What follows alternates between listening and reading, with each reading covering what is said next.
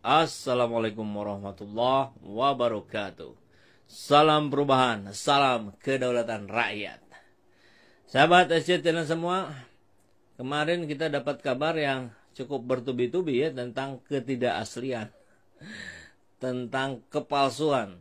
Ya, yang pertama ini kita dapat kabar dari Manado bahwa ada rencana kedatangan Pak Jokowi datang ke salah satu pasar di sana. Kemudian instansi pemerintah di sana meminta ASN untuk berperan sebagai pembeli.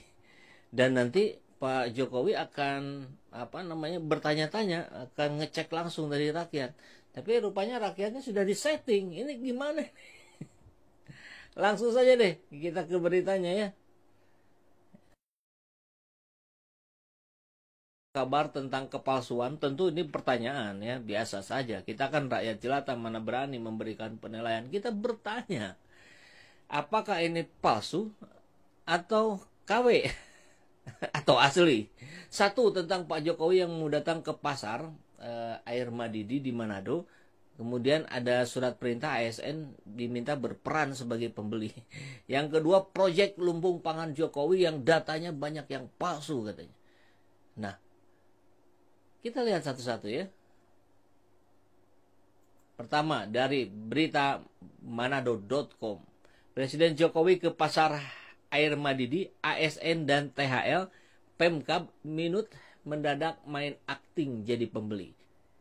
Nah, ini ada cuplikannya. Salah satu pesan WA yang menginstruksikan agar seluruh ASN dan THL Pemkab minut jadi pembeli di pasar Air Madidi. Presiden Joko Widodo kembali dijadwalkan berkunjung ke Sulawesi Utara Kamis hari ini 19 bulan 1 2023. Salah satu agenda Presiden Jokowi ke Sulut yaitu mengunjungi pasar Air Madidi untuk memantau langsung, ini gayanya Pak Jokowi ya, langsung memantau ke pasar, ke gorong-gorong, ke yang lain-lain. Tempat para kaum proletar berada, grassroots ya, untuk memantau aktivitas masyarakat serta ketersediaan stok dan harga. Ya memang sulit ya, apakah agendanya presiden? Jangankan presiden, lurah saja. Lurah mau datang nih, oh ini kan langsung disetting ini, biar Pak Lurah senang. Apalagi ini bukan Pak Lurah, Pak Presiden.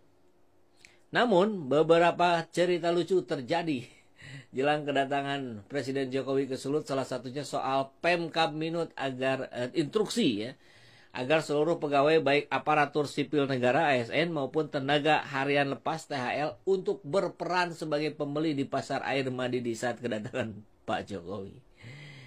Dikasih duitnya nggak ya buat beli? Kan ini settingan ya, ini kan palsu, main-main. Nanti harusnya dikasih uang, uangnya pun uang mainan. Aduh.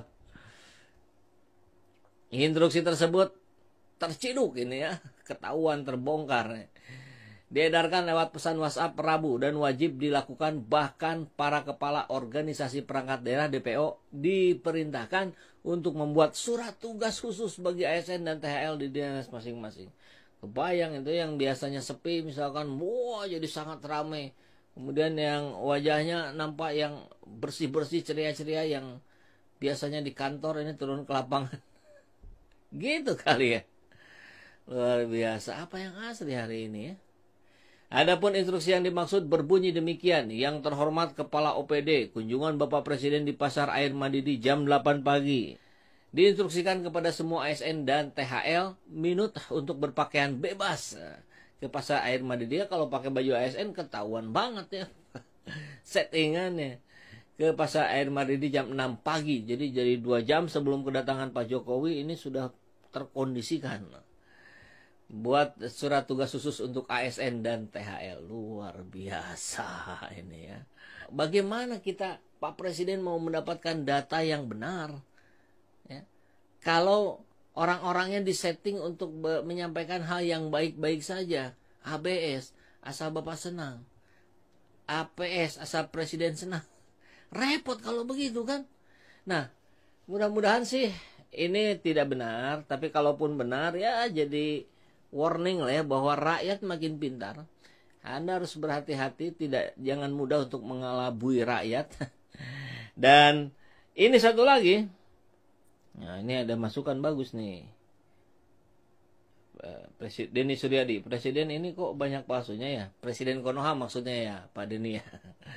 Agendanya bukan mengecek harga, kampanye itu Kang, biar merakyat. Tapi kan kampanye buat apa?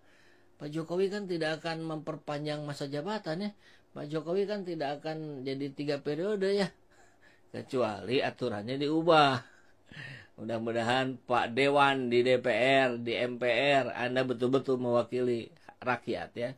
Bukan mewakili partai, apalagi mewakili oligarki.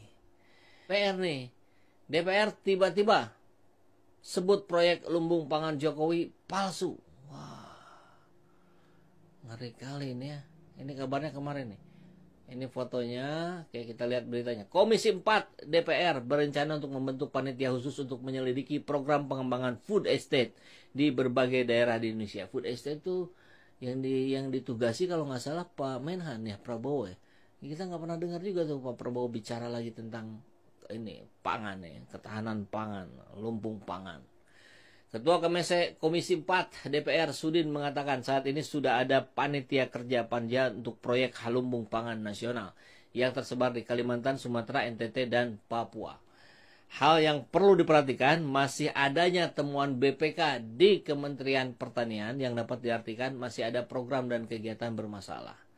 Bahkan ada yang gagal dan tidak mencapai target. Contohnya food estate di beberapa tempat, kata Sudin saat membuka raker ya bersama Menteri Pertanian Yassin Limpo. Yassin Limpo kan dari Nasdem ya. Kami Komisi 4 sudah menyiapkan panja food estate. Bahkan beberapa teman mengusulkan dibikin pansus karena di situ banyak data palsu. Palsu terus. Untuk itu kemudian dibutuhkan evaluasi menyeluruh atas kinerja Kementan. Dalam pembukaan rapat kerja tersebut, Sudin juga menyoroti data produksi pertanian yang dinilai tidak sinkron.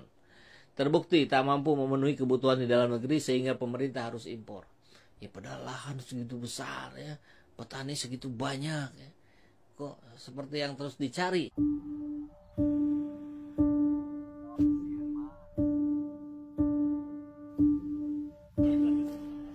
Singkong untuk proyek food estate ini sudah dimulai penanamannya sejak tahun lalu dan hasilnya hingga saat ini kita bisa melihat secara langsung bahwa singkong yang ditanam tidak besar seperti yang dijanjikan oleh para pembuka food estate ini sebelumnya.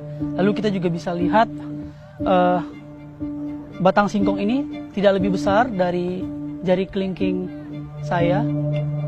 Jadi kita bisa lihat bahwa ini adalah salah satu bentuk atau bukti kegagalan dari proyek besar raksasa pangan ini dan ternyata itu gagal.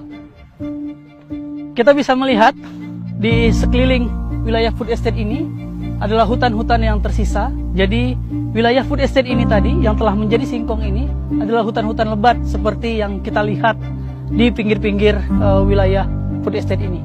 Dan itu adalah hutan yang lebat. Ada sekitar 32.000 hutan yang terancam di Gunung Mas ini untuk proyek food estate singkong ini. Dan di Indonesia ada lebih dari 3 juta hektar hutan yang terancam oleh program proyek food estate ini. Ini bukan food estate, melainkan full estate.